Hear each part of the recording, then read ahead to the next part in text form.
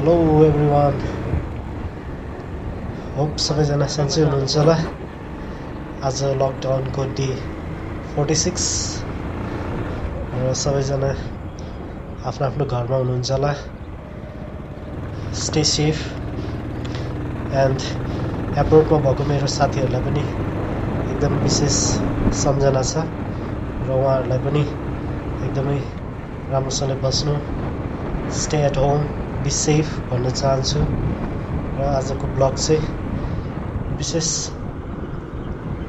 लकडाउनमा हामी त्यसै निस्केको छैनौँ, विशेष आफ्नो पर्सनल कामले निस्केको. ब्याङ्कसम्म जाने काम छ र ब्याङ्कसम्म जाँदाखेरि ब्लगिङ पनि गरौँ भनेर तपाईँहरूलाई देखाउनुको लागि, यहाँको रोडको कन्डिसनहरू, यहाँनिर कस्तो के भइरहेछ त्यो देखाउनुको लागि चाहिँ हल्का ब्लगिङ गरिरहेको छु. र hope you will enjoy it. हेर्नुहोस् कस्तो छ, के भइरहेछ यहाँनिर. आज डे 46 हो.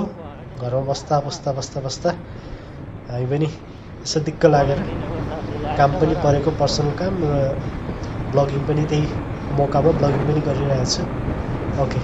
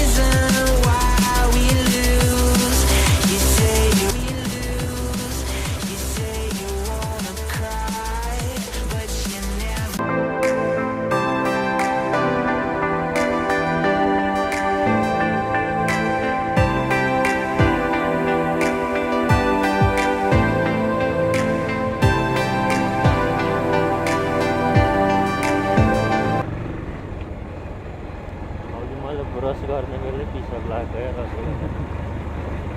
भिडियो गरेको केही अस्ति हामी उतै बाटो गएको, म हिजो उतै बाटो गएको होइन क्या त्यो होइन खत्रेक जाने त्यो होइन.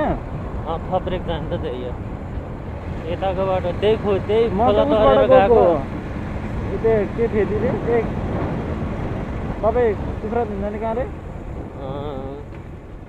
सेराबेसी त्यही बाटोबाट गएको. त्यही बाटोबाट हामी राइट टर्न लियो नि. भ्यू खिच्ने ठाउँै छैन क्या. भ्यू खिच्ने